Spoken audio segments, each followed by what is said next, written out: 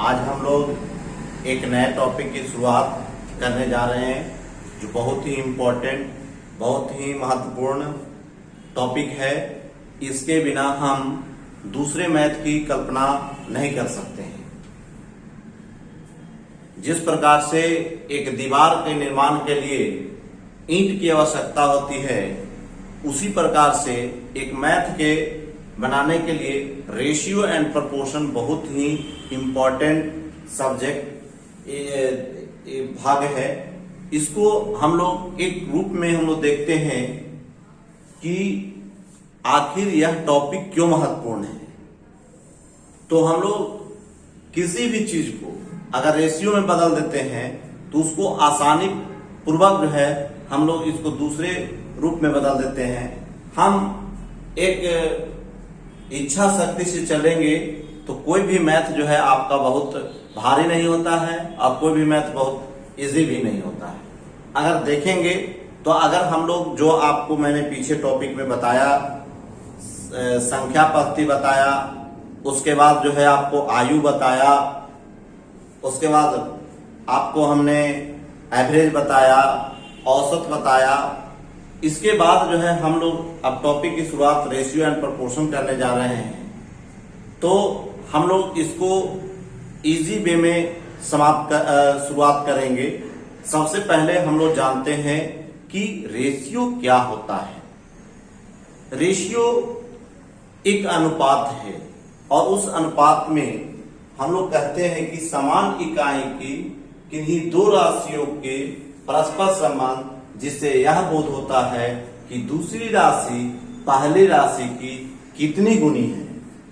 इसे हम लोग दो गो बूंद के द्वारा ऊपर और नीचे करके सूचित करते हैं। जैसे 5 मीटर और 7 मीटर के अनुपात को हम लोग 5:7 लिखेंगे या 5/7 लिखेंगे। लेकिन अगर हमारा मात्रक अलग अलग होगा, 5 मीटर और 5 केजी होगा, तो इसका रेशियो नहीं बनेगा। जब भी बनेगा तो समान मात्रक का ही बनेगा। जैसे 5 केजी 6 केजी अनुपात होगा, 7 केजी 8 रुपया अनुपात नहीं होगा। अब हम लोग चले कि समानुपात किसको कहते हैं, प्रोपोर्शन किसको कहते हैं।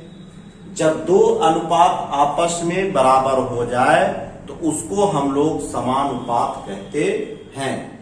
इसमें 4 बिंदु का प्रयोग किया जाता है। इसको हम लोग 4 बिंदु के द्वारा इस प्रकार सूचित करते हैं। यदि दो अनुपात MN और AB बराबर हो तो इसे समानुपात रूप में M/N समानुपात A/B लिखते हैं। तो इस प्रकार से हम लोग समानुपात को 4 बिंदुओं के द्वारा, अगर 2 बिंदु है तो अनुपात है, 4 बिंदु है तो समानुपात है। अब हम लोग चलेंगे विलोमानुपात या व्युत्क्रमानुपात। इसको हम लोग इनवर्स और रेसिप्रोकल रेशियो कहते हैं। विलोमानुपात या व्युत्क्रमानुपात, इनवर्स और रेसिप्रोकल रेशियो कहते हैं। यदि M/N कोई अनुपात हो तो 1/M अनुपात 1/N को हम लोग विलोमानुपात या व्युत्क्रमानुपात कहते हैं। या M/N को हम लोग N अनुपात अगर M कह दें तो वह विलोमानुपात होगा। उसी प्रकार 4:5 का विलोमानुपात 1/4/1/5 अर्थात 5:4 होगा। अब हम लोग वर्गानुपात देखें। यदि M/N/P कोई अनुपात हो तो M²/N²/P² को वर्गानुपात कहते हैं। अर्थात अगर किसी भी अनुपात को हम लोग उस पर पावर 2 चढ़ा देते हैं तो वो वर्गानुपात होता है। जैसे 4:7:8 का वर्गानुपात होगा 4² × 7² × 8² बराबर 4² 16 7 का स्क्वायर 49, 8 का स्क्वायर 64।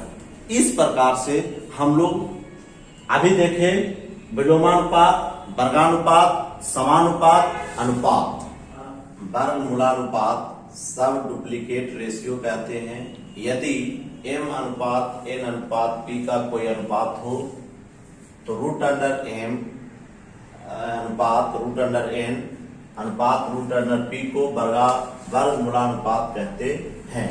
फॉर एग्जाम्पल 49 अनुपात 81 अनुपात 100 का वर्गमूलानुपात बराबर रूट अंडर 49 अनुपात रूट अंडर 81 अनुपात रूट अंडर 100। 49 का वर्गमूल 7, 81 का वर्गमूल 9, 100 का वर्गमूल 10।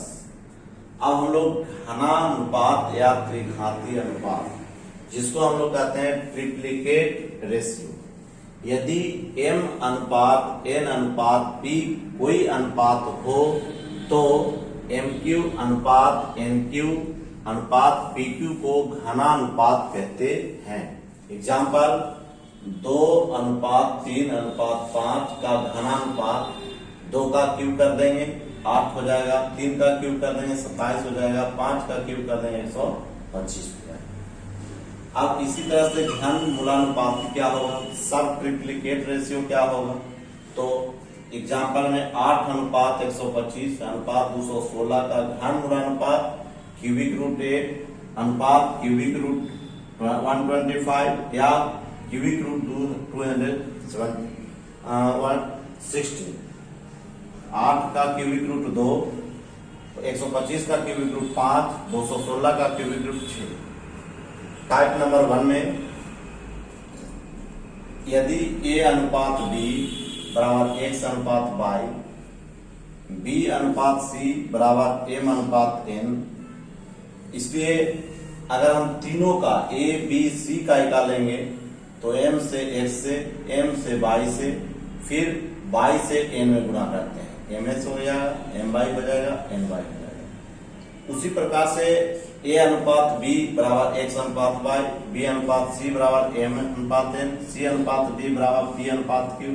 इसलिए a b c तथा d का अनुपात हो जाएगा x mp y mp y np y nq। या इसी को हम लोग कह सकते हैं, इसको एक, इसको भी एक और इसको भी एक कहते हैं, इसको दो, इसको दो, इसको हम लोग दो कहेंगे, इसको भी।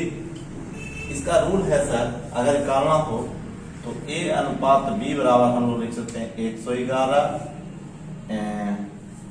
211 अनुपात 221 अनुपात 222। इस अनुपात से भी हम लोग चल सकते हैं। यह भी 1 1 1, फिर 2 1 1, फिर 2 2 2, 2 2 1 और फिर 2 2 2। इस तरह का भी हम लोग अर्थात 111 211 221 और 222, ये भी आपका a अनुपात b अनुपात c अनुपात d निकालने में मदद करता है।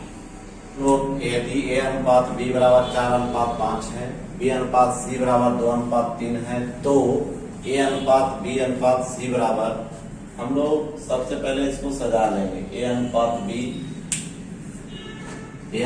b बराबर दिया हुआ है 4 अनुपात 5, फिर हम लोग सजा लेंगे b अनुपात c को बराबर, ये आपका हो जाएगा 2 अनुपात,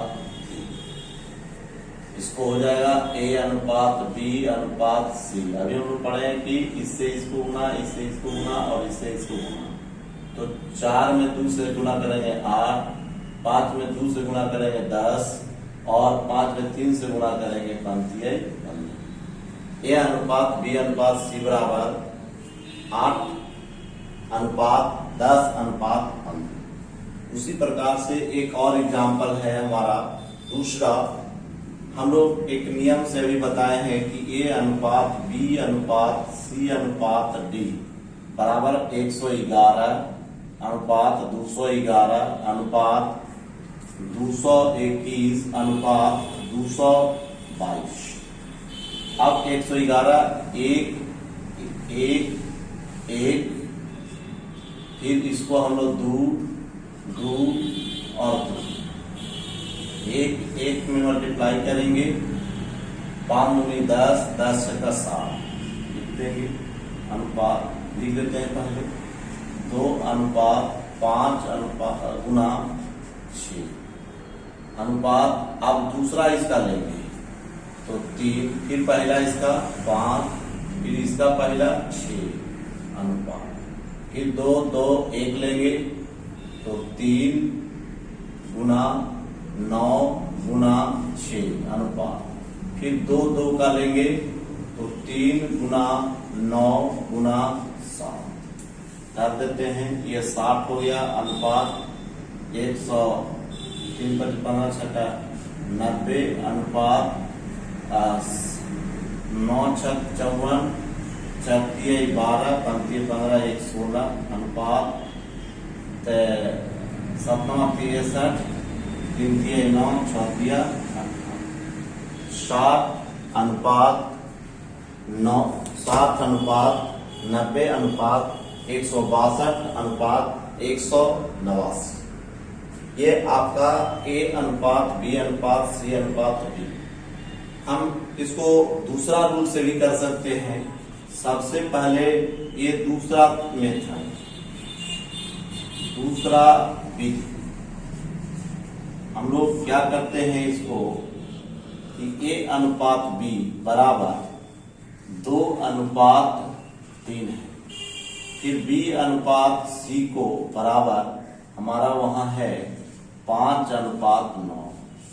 हम पहले बना लेंगे A अनुपात B अनुपात C बराबर 5 दूनी 10, 5 15, 9 27, ये हो गया 10 27, 10 15 और 27। फिर इसके बाद हम लोग A अनुपात B अनुपात C और फिर C अनुपात D करेंगे।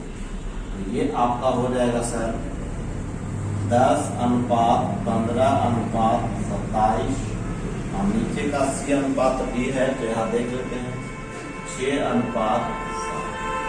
इससे इसको गुणा करेंगे, इससे इसको गुणा करेंगे, इससे इसको गुणा करेंगे, इससे इसको गुणा करेंगे, आपका हो जाएगा A अनुपात B अनुपात C अनुपात D बराबर 10 छक्का 7, 15 छक्का 90, 27 छक्का 162, 27 छक्के 189।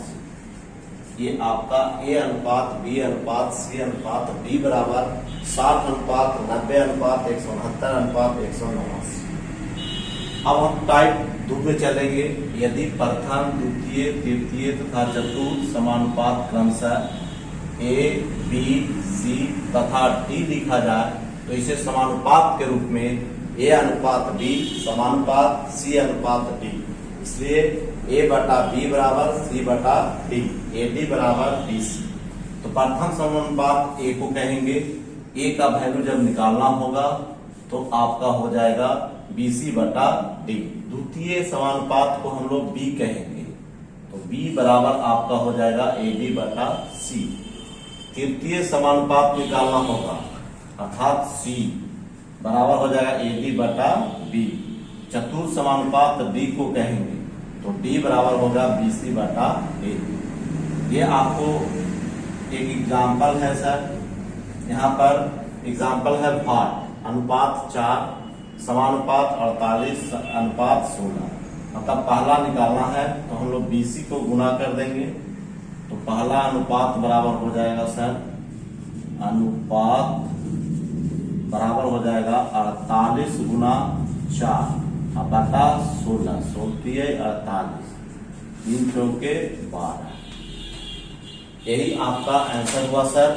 अब हम टाइप नंबर 3 में, यदि A अनुपात B X अनुपात Y है, B अनुपात C M अनुपात N है, C अनुपात D P अनुपात Q है, तो हमको A अनुपात D कहेगा तो सबका जितना रेशियो है उसको मल्टीप्लाई करना है, X बटा Y इंटू M बटा N गुना P बटा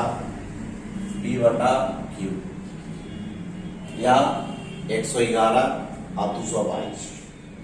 अब हम लोग पहले फर्स्ट नियम से बना ले, ए अनुपात बी, सॉल्यूशन कर लें।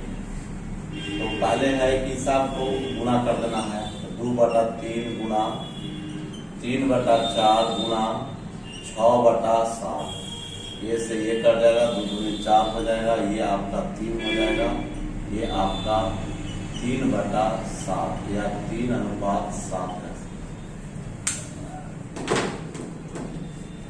दूसरा इसी मेथड से ए अनुपात डी निकालना है, ये दूसरा विधि हो गया। दूसरा विधि ए अनुपात डी है, तो हमको 111 देखना है। 111 अनुपात 222 बराबर 111 का मतलब पहला के साथ गुना कर देना है, तो 2 गुना 3 गुना 6 अनुपात, फिर आपको करना है 3 में 4 से फिर 7 से, 3 गुना 4 गुना 7 कटेगा, काट देंगे, 3 से 3 कट जाएगा, 2 दूनी आपका 4 कटेगा, 2 तिये 6 कटेगा, अर्थात 3:7। ये आपका आंसर हुआ जब केवल ए और डी का अनुपात ज्ञात करना होगा तब। अब टाइप नंबर 4 है, यदि बी और सी दो संख्याएं हों तो प्रथम समानुपाती निकालने के लिए हम लोग इस फॉर्मूला ए अनुपात बी समानुपात बी अनुपात सी, देयरफॉर ए बराबर इस दोनों को गुना करके सी से भाग बी स्क्वायर बटा सी। यदि ए और सी दो संख्याएं हों तो मध्य समानुपात निकालने के लिए फिर बी स्क्वायर बराबर वही फॉर्मूला लगाएंगे ए सी, देयरफॉर यहाँ हम लोग बी बराबर कर देंगे √अंडर ए सी। फिर तीसरा है, यदि ए और बी दो संख्याएं हों तो तृतीय समानुपात निकालने के लिए बी स्क्वायर बटा ए करते हैं। एग्जाम्पल, संख्या 4 और 8 का प्रथम समानुपात ज्ञात करना हो तो बी स्क्वायर बटा सी करते हैं, मतलब पहला का स्क्वायर करके और दूसरा से भाग दे देते हैं। 4 का स्क्वायर बटा 8, 16/8, 8 दूनी 16। उसी तरह से मध्य समानुपात रहेगा तो इस दोनों के गुणनफल का √अंडर निकाल लेंगे। 0.4 में गुना 0.9, 0.36, इसका वर्गमूल 0.6। अब आपका तीसरा एग्जाम्पल है, संख्या 4 और 48 का तृतीय समानुपात क्या है। तो तृतीय समानुपात निकालने के लिए दूसरा का स्क्वायर करके पहला से भाग कर देंगे। 48 गुना 48 बटा 4 बराबर 576। कहने का मतलब हुआ कि प्रथम समानुपात निकालना होगा तो पहली संख्या का स्क्वायर करके दूसरा से भागा देंगे। अगर मध्य समानुपाती ज्ञात करना होगा तो दोनों के गुणनफल का √अंडर करेंगे। अगर आपको तृतीय समानुपाती निकालना होगा तो दूसरा को स्क्वायर करके संख्या जो दूसरी संख्या रहेगी उससे को हम लोग पहली संख्या से भाग दे देते हैं। यही आपका प्रथम, द्वितीय, प्रथम, मध्य और तृतीय समानुपात निकालने का तरीका है। यह केवल और केवल अनुपात और समानुपात में ही आपको पता चल पाएगा।